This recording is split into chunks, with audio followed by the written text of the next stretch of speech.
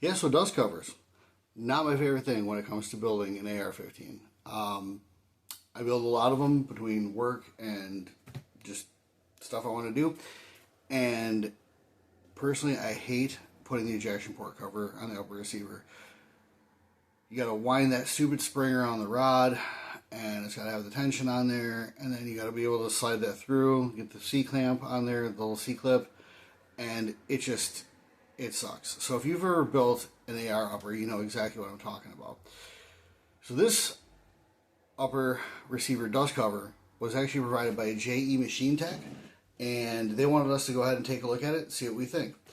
So I've installed a couple of these before, not just the JE Machine Tech covers, but like the Magpul ones. I've installed the Strike Industry ones when those came out, and this is by far the easiest. Now, they kind of limit what we can show on YouTube, but literally, you are going to go ahead and push out this little section here with like an Allen wrench, and it pops right out. And to put it on there, there is a little nub that sticks out, and you can just push that in with an Allen wrench or your finger, pop that right in, and you are good to go. And it works. So it opens up just nicely when you run your bolt. Closes, locks just nicely as well. And it's got lightning cuts. What do those do? Well, first of all, they make it look freaking sweet. Second of all, they reduce the weight by reducing the amount of material on your dust cover. Now, who is this for? Well, interestingly enough, I took off a regular mil-spec dust cover to go ahead and put this on. That's how much I wanted to try it. Like, I already had a dust cover on this upper. I didn't need to mess around with putting another one on there, but I wanted to go ahead and throw it on there just to see how easy it was, because they said it was easy, and they weren't kidding. It's pretty easy. I mean, you just pop in the little nub, slide that little spring arm up, and just walk it right in there, and then release that nub. Release the nub! And it just locks right in there. And as you guys can see here, like, it's not going anywhere. Like, the movement here that we have is the rifle moving. Like, the dust cover itself, like, there's less play, like, forward and back than there is on, like, a mil-spec dust cover. There's no play, like, whatsoever. Like, the way that this is measured out for these uppers is really, really good. And it fits all standard uppers. So if you've got, like, a standard forged upper, which most people do, you are money. You are all set on that. Now, if you do have a different upper, like I know the Voltor upper, I believe that it doesn't work like the MUR upper, and oh gosh, there's another upper. I don't know. There's a couple like special uppers that doesn't necessarily fit it, but they don't necessarily fit anything other than like a non-standard dust cover either.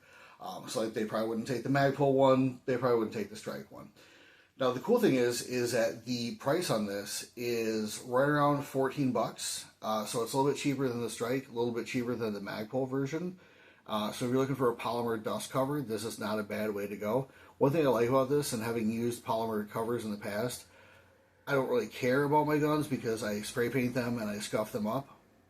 But there's a lot less scuffing on the receiver fencing here from a plastic cover versus the metal one. And the metal one has that little bump right there that tends to kind of like chip away the paint and stuff. Again, I don't really care, but you know, if you care, that's an important thing. So yeah, no, it fits really, really well. It doesn't move forward or aft, and it stays closed when I need it to be closed. Now, the mil-spec port cover seems to stay snug a little bit more. Like, when I removed the mil-spec cover, I really had to, like, get in there and, like, rip it out. But with this, like, if you really, really rip hard on the...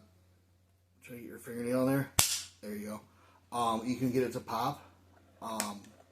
But, you know, also... Like, if you close your dust cover religiously and consistently, Yeah, I mean, if you're that person that does that, sure. Most time your dust cover is going to be closed when the gun goes into storage, realistically. But yeah, so I mean, you can with a regular mil spec cover to get it to open up. You really had to try it on this one. Like, there we go. You can get it to pop, which I mean, neither here nor there. I mean, it opens up when you run the bolt. So if you were to fire this with the dust cover closed, it would just open right up naturally with no issues. So it comes with all the hardware that you need to install it, which is to say, like, nothing. You've got your port door there and a little nub that you can push in, and you're off to the races. It works out really well. This was maybe, gosh, from getting it from opening the bag to putting it on was maybe 90 seconds, if that.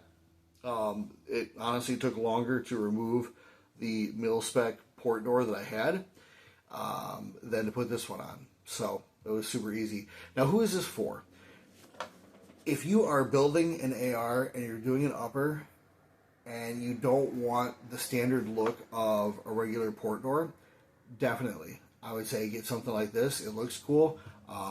In this case, it lines up very nicely with the Next Level Armament rail. I think that looks really slick, and the lightning cuts kind of match the NLA rail. So I think that's kind of cool. Also, if you are building an upper and you don't want to install a port door, you just hate installing port doors, this is also for you. For example, I built a couple ARs for a few people, and I just didn't want to deal with a standard port door. So even though the upper came with all the port door, the parts and everything that come with the upper, I basically just 86 those parts and went ahead and put in the new port doors. And instead of sitting there farting around with it for 20 minutes, I was done in 30 seconds. So these are a really good value if you're building an upper and you don't want to build a port door. Like, I mean, just for the convenience alone of not doing this. Now, there's going to be somebody who sounds off in the comments, oh, man, it's so easy. I do it all the time. Cool. If you do it all the time, like, I'll send you work. Okay, man? Like, if you do it all the time, man, I'll find somebody that will pay you to do that, okay? Like, just, if that's your niche, let that be your niche. Some of us could use some bigger niches. Anyways, guys, this thing is sweet. I really like it. Had JE Machine Tech not sent this out to me, I would have probably bought one of my own just to see how it compares to the Magpul and like the Strike Industries. And I like it better than both those, just because of how easy it was to install. I thought this just installed easier than either one of them. You just push in that little nub and you're good to go. So, guys, there it is. That is it. The JE Machine Tech port door. It is ultra light. It is ultra smooth. It looks ultra sick. I'd say ultra get one, but you never know. I could be ultra biased. Guys, I'll have more for you later. See you.